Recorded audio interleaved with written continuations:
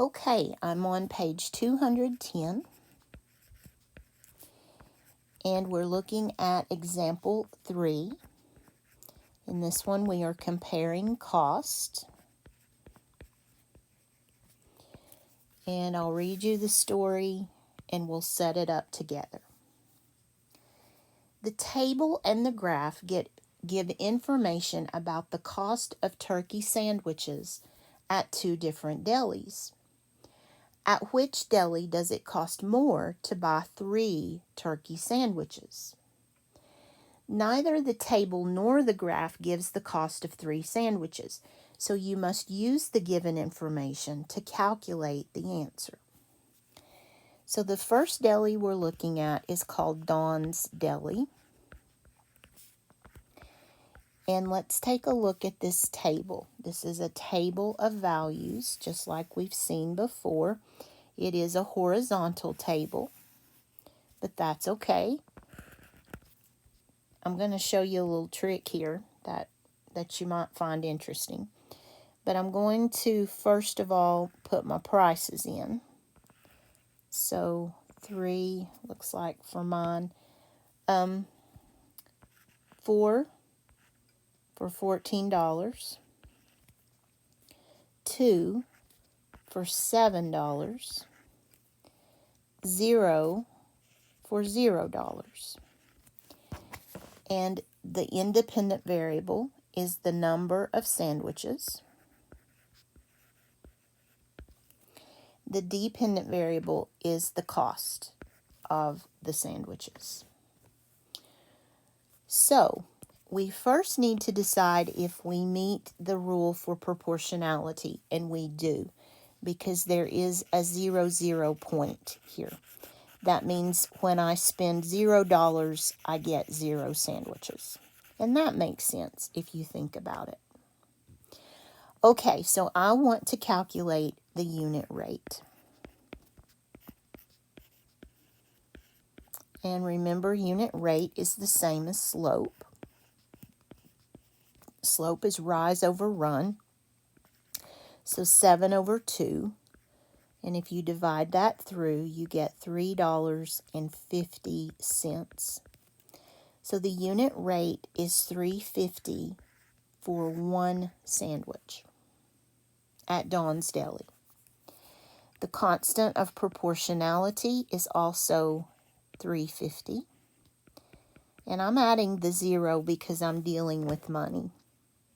So the equation for Dawn's Deli would be cost equals $3.50 times the number of sandwiches you buy. Then we have another deli called Sam's. And Sam's data is on a graph, but that's okay because we have invested the time to learn how these relate to each other. That's why all that foundation was so important. On Sam's, we're graphing the number of sandwiches.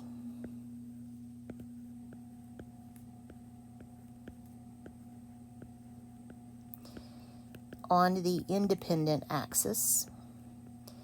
And on the dependent axis, we're graphing the cost because the cost depends on your decision of the number of sandwiches. We have true 0, and we do have 0 sandwiches, $0. Then we have 2, 4, 6, 8, 10. Actually, they just go to 8, but that's okay. I'm going to go ahead and put 10. And then each of these in between is 1. So you can see 1, 2, 3. It's just that it's labeled by 2s. And then on the y-axis, they are graphing every $4. So the in-between lines are going to be worth $2. Okay. And then they give me 0.28, which is right there. And they give me 0.416, which we can't see, so let me scoot that over. I don't care how old I am, I will never get in the habit of looking at my y-axis to see how tall I need to make my graph. I've been doing this all my life and I still haven't learned to do that. Alright, so at Sam's, we have another point at 4:16. Have I done something weird? No, I guess not. Something's weird. Oh, do you see it? First of all, let me tell you how I know something's weird.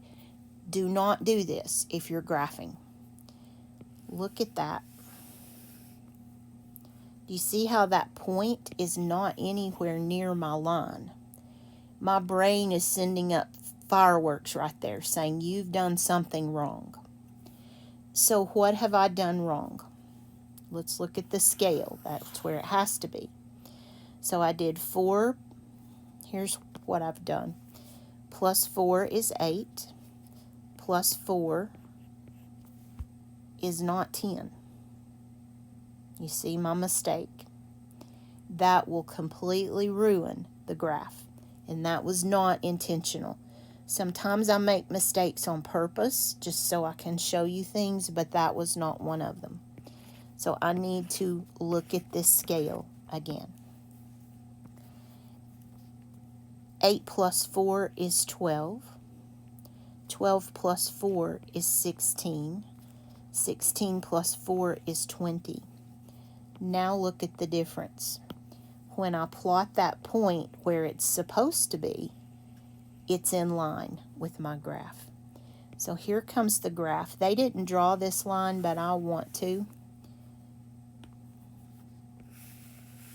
And again, my graph is not exactly square, so that's making a difference here.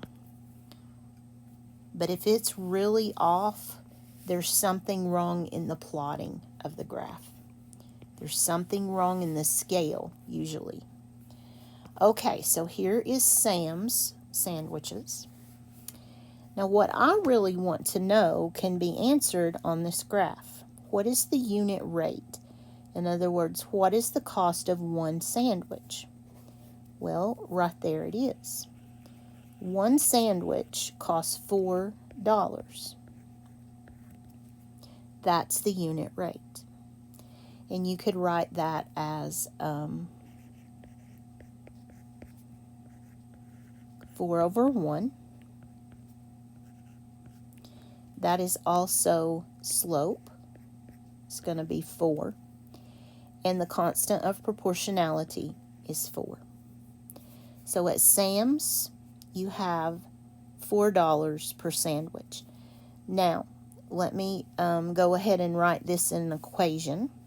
Sam's sandwiches will be cost equals $4 per sandwich.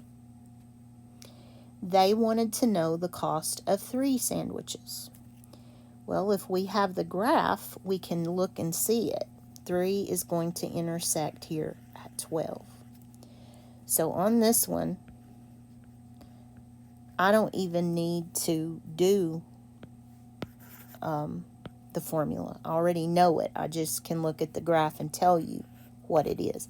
And by all means do that. If you're able to do that, do it. So at Sam's, 3 sandwiches cost $12. And I've forgotten the question. At which deli does it cost more to buy 3 turkey sandwiches? So at Sam's, it costs $12 for 3 sandwiches.